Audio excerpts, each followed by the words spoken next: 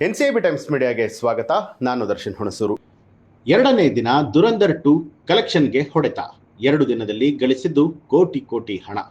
ಆದಿತ್ಯ ಧರ್ ನಿರ್ದೇಶನದ Dhurandhar 2 the revenge box office ಅಲ್ಲಿ ಹೊಸ ಇತಿಹಾಸವನ್ನ ಬರಿತಾ ಇದೆ.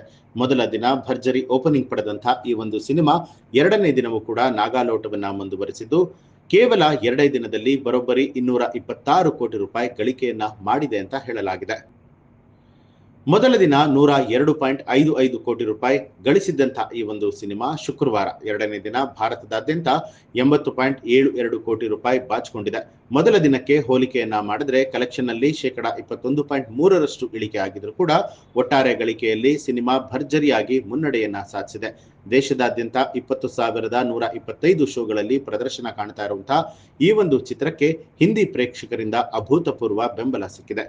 ಕಲೆಕ್ಷನ್ ನಲ್ಲಿ ಹಿಂದಿ ಆವೃತ್ತಿಯಲ್ಲೇ ಇದು ಮುಂಚೂಣಿಯಲ್ಲಿದೆ. ಶುಕ್ರವಾರ ಹಿಂದಿ ವರ್ಷನ್ನಿಂದಲೇ 78.94 ಕೋಟಿ ರೂಪಾಯಿ ಹರಿದು ಬಂದಿದೆ. ಉಳಿದಂತೆ ತೆಲುಗಿನಲ್ಲಿ 1.30 ಕೋಟಿ ರೂಪಾಯಿ, ತಮಿಳಿನಲ್ಲಿ 44 ಲಕ್ಷ ರೂಪಾಯಿ, ಕನ್ನಡದಲ್ಲಿ 3 ಲಕ್ಷ ರೂಪಾಯಿ ಹಾಗೂ ಮಲಯಾಳಂನಲ್ಲಿ 1 ಲಕ್ಷ ರೂಪಾಯಿ ಗಳಿಕೆಯನ್ನ ಕಂಡಿದೆ. ದಕ್ಷಿಣ ಭಾರತದ ಮಾರುಕಟ್ಟೆಯಲ್ಲಿ ಸಿನಿಮಾ ಸದ್ಯಕ್ಕೆ ಸಾಧಾರಣ ಪ್ರದರ್ಶನವನ್ನ ಕಾಣ್ತಾ ಇರುವಂತದ್ದು. ಹಾಗಿದ್ರೆ ಏನೆಲ್ಲ ದಾಖಲೆಗಳಾಗಿದೆ ಅಂತ ನೋಡೋದಾದ್ರೆ, ಶುಕ್ರವಾರ ಮಧ್ಯಾಹ್ನದ ವೇಳೆಗೆ 150 ಕೋಟಿ ರೂಪಾಯಿ ದಾಟುವ ಮೂಲಕ ಸಿಕಂದರ್ ಮತ್ತು ದಿ ರಾಜಾ ಸಾಬ್ ಸಿನಿಮಾಗಳ ಜೀವಮಾನದ ಗಳಿಕೆಯನ್ನ ಹಿಂದಿಕ್ಕಿದೆ. ಸದ್ಯ 212 ಕೋಟಿ ರೂಪಾಯಿ ಗಳಿಸಿದಂತ ಫೈಟರ್ ಸಿನಿಮಾದ ದಾಖಲೆಯನ್ನ ಕೂಡ ಮುರಿದು ದುರಂಧರ್ 2 ಸಿನಿಮಾ ಮುನ್ನುಗ್ತಾ ಇದೆ.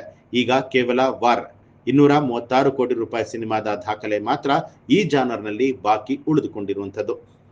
ಜಾಗತಿಕ ಮಟ್ಟದಲ್ಲೂ ಕೂಡ ದುರಂಧರ್ 2 ಅಬ್ಬರಿಸ್ತಾ ಇದೆ. ಮೊದಲ ದಿನವೇ ವಿಶ್ವದಾದ್ಯಂತ 236.63 ಕೋಟಿ ರೂಪಾಯಿ ಗ್ರಾಸ್ ಕಲೆಕ್ಷನ್ ಮಾಡಿದಂತಹ ಸಿನಿಮಾ ಸದ್ಯದ ಮಾಹಿತಿಯ ಪ್ರಕಾರವಾಗಿ ದೇಶೀಯವಾಗಿ 269.39 ಕೋಟಿ ರೂಪಾಯಿಗಳನ್ನ ಗಳಿಸಿದೆ.